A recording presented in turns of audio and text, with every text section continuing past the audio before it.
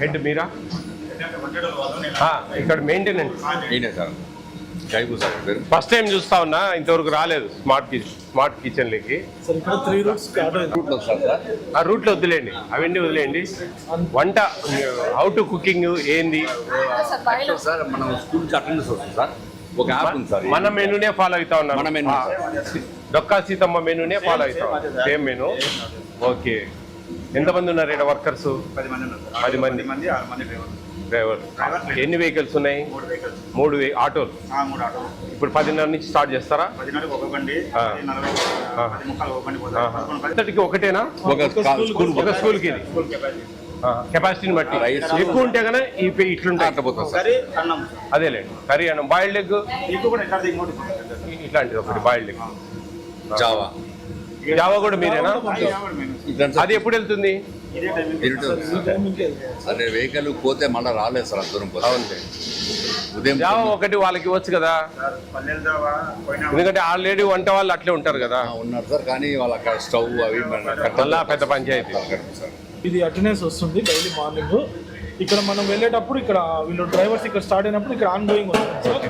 అది ఏ టైంకి మీరు రిసీవ్ అవుతుంది అనేది కూడా ఇక్కడ మనం చూస్తాం. ఇక రైస్ ఎక్కడ పెట్టుకుంటారు మీ స్టాకు?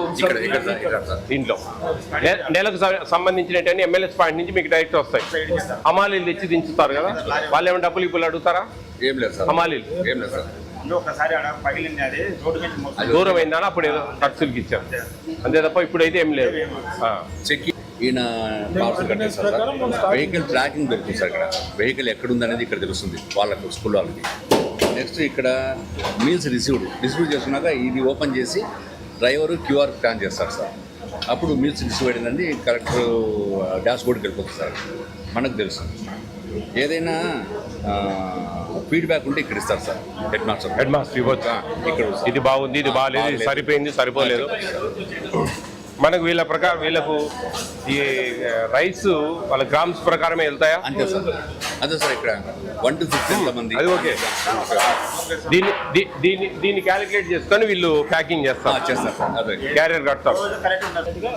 హెడ్ మాస్టర్ ఇక్కడ అప్లోడ్ చేస్తాడా లేకపోతే మీకు ఫోన్ చేస్తాం? ఇక్కడ అప్లోడ్ చేస్తారు, అంతా ఆన్లైన్ లోనే. మీరు అది చూసుకొని ప్రిపేర్ చేస్తారు, ఈ షీట్ ప్రిపేర్ చేసి వీళ్ళకి ఇస్తారు. ఎన్ని గంటలకల్లా ఇచ్చేస్తారు వీళ్ళకి? అంటే మనకు మామూలుగా 6:30 కుకింగ్ స్టార్ట్ అవుతుంది, 9:30కి రిపోర్ట్ వస్తుంది సార్. అంటే రైస్ ఇప్పుడు కూడా చేస్తున్నారు కదా, కాబట్టి ఒక లెవెల్లో చేసుకుంటూ పోతారు. ఆ స్ట్రెంత్ని బట్టి ఎంత వేసుకోవాలో లాస్ట్ లో చూసుకుంటారు. మీకు 9:30 కల్లా వస్తుందా షీటు? మీకు రిటర్ను ఏమన్నా మిగులుతా ఉన్నాయా స్కూల్స్ లో? అక్కడ తీసేసుకుంటారు మిగిలితే. సరిపోవడం అయితే నో ప్రాబ్లం. అదేదైనా ఉంటే ముందు వీళ్ళకి ఇంటిమేషన్ కొంచెం సరిపోవడం లేదని ఏదన్నా. పప్పు చేస్తారు కదా, అది తిరగమాత ఎట్లేస్తారు?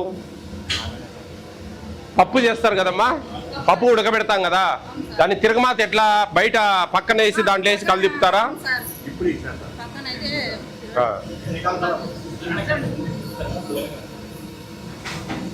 ఈరోజు సాంబారా పప్పా? పప్పు చారా. పప్పు బాగా ఉడుకుతుందమ్మా.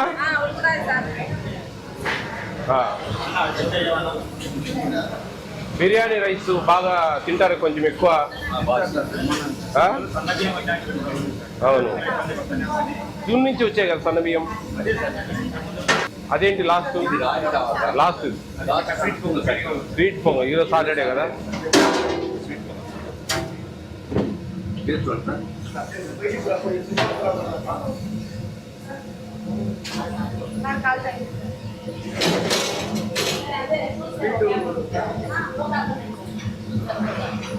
వాళ్ళు రైస్ లోనే స్వీట్ పొంగలా? ఇది రైస్ లోనేనా?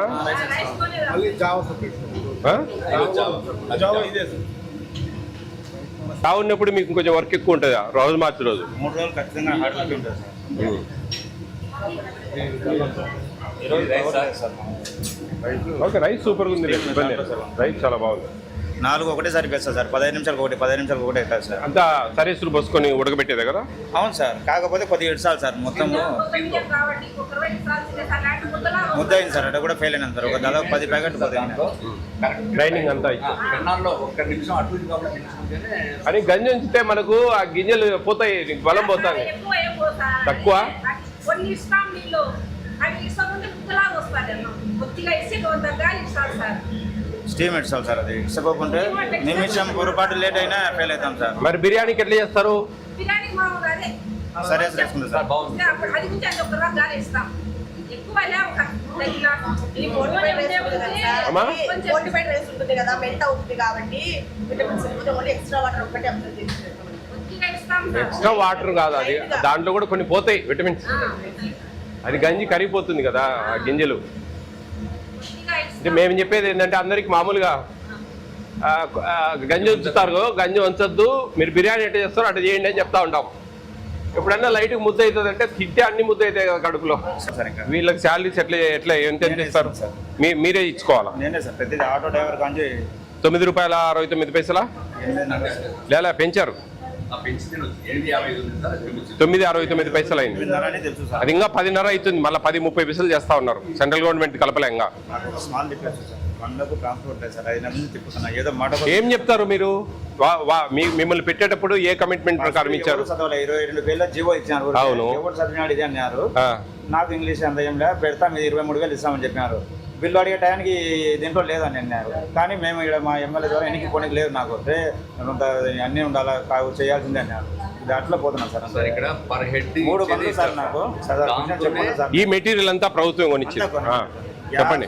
3 బండ్లు సార్ గ్యాస్ మీరే కదా? నేనే సార్. 20 సిలిండర్లు పడతాయి అన్నారు, 43 పడతాయి సార్ నాకు. అవన్నీ హై ప్రెజర్తో పోవాలి సార్. నాకు ఇన్ టైంలో నేను ఎప్పుడైనా స్టార్ట్ చేయను, ఇన్ టైంలో నేను వంట స్టార్ట్ చేయాలి. అంటే 3 సిలిండర్లతో హై స్పీడ్లో ఇవ్వాలి ప్రెజర్. స్టీమ్ ఇవ్వాలి సార్. స్టీమ్ రన్నింగ్ ఉండాలి, కూర కావాలి. 44 అయితే కానీ నేను మేనేజ్ చేయలేను సార్. అది ఓకే, ఎటువంటి తిప్పులు. నేను 3 బండ్లు సార్. గండికోట ప్రభుత్వం ఈ శాలరీస్ ప్రభుత్వం ఇవ్వాలా? ఎందుకంటే లేదు, జనరల్గా మామూలు వంట ఏజెన్సీలకు జరిగేది ఏంటంటే ₹3,000 జీతం ఇస్తుంది, ₹9.69 డబ్బులు ఇస్తుంది ఒక కూర చేసినందుకు. రైస్ ఫ్రీ ఇస్తుంది ప్రభుత్వం. అవును అట్లా జరిగేది మామూలుగా.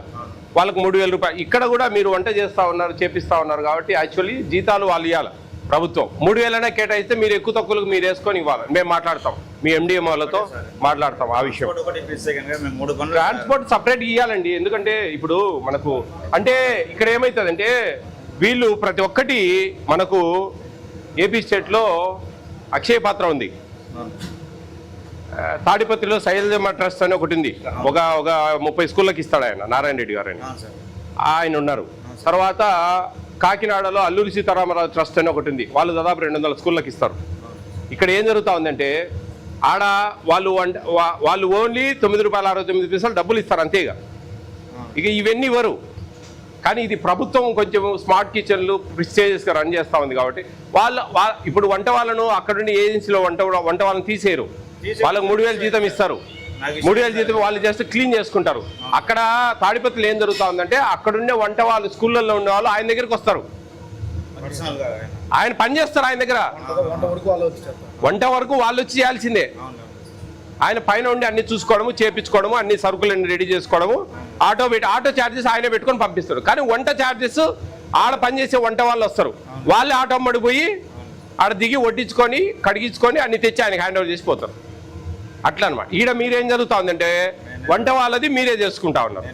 ట్రాన్స్పోర్ట్ అంటే తప్పదు, ట్రాన్స్పోర్ట్ ఇవ్వరు వాస్తవం. అంటే వాళ్ళకి ఇవ్వడంలే. అక్షయ పాత్ర ఈ ట్రస్టులు నడిపే వాళ్ళకు ఎవరికి ట్రాన్స్పోర్ట్ ఛార్జెస్ ఇవ్వరు, మీకు కూడా ఇవ్వరు. నా నాలెడ్జి నాకున్నే ఇన్ఫర్మేషన్. మీ జీవో 22 పేజీల జీవో చదివితే నాకు కొన్ని అర్థమవుతాయి వాస్తవం. ఈ వంట వాళ్ళకు మటుకు ఖచ్చితంగా ప్రభుత్వం వాళ్ళే ఇవ్వాలి. అంటే అక్కడ వాళ్ళని ఇక్కడ షిఫ్ట్ చేయాలా. అది ఎట్లనో మీరు కొన్ని క్లారిటీ తీసుకోండి. ఆ 22 పేపర్ల జీవో నువ్వు తెలుగులో కన్వర్ట్ చేసుకొని చదువు ఒకసారి. చదివితే కొంచెం జాగ్రత్త చేసుకోండి. ఏంటంటే ఏదైనా ₹10 నీకు మిగలాలా ఇంత కష్టపడి ఇంత చేసినాం. నువ్వు నష్టపోయి వ్యాపారం చేయడం, నువ్వేం సేవ చేయడం లే కదా. ఉంటుంది సేవ, ఈ అన్నంలో మంచిగా చేపించడము అంతవరకు సేవ. అంతేగాని సొంత డబ్బులు పెట్టి నీకు కూడా బతుకుతెరువు అనేది ఉండాలి కదా. అంతో ఇంతో ఇదంతా చూడడము, మెయింటైన్ చేయడము, వాళ్ళ బిల్లులు వచ్చినా రాకుండా వాళ్ళకి జీతాలు ఇవ్వాలా, ఆ ఆటోలకు డీజిల్ పోయాలా, 3 ఆటోలు మెయింటైన్ చేయాలా, వాడి డబ్బులు ఏంది వాడు రాడు, ఆ అటెండరు ఒక డ్రైవరు వాళ్ళకి నెల జీతాలు ఇవ్వాలా. ఇదంతా కొంచెం బర్డన్దే యాక్చువల్గా ఆలోచిస్తే మటుకు. కానీ కొంచెం సపోర్ట్ చేయాలా గవర్నమెంట్ కూడా. ఎంతమంది ఎవరు వచ్చినా రిక్వెస్ట్ చేస్తున్నా, చెప్తాం చూద్దామని పోతుంది. నేను ఎండిఎంలో ఈ విషయాలు డిస్కస్ చేస్తా. మాకు అక్కడ హెచ్ఓడి మాకు విజయవాడలో వాళ్ళు వస్తారు ఎండిఎంకి సంబంధించి మీటింగ్కు.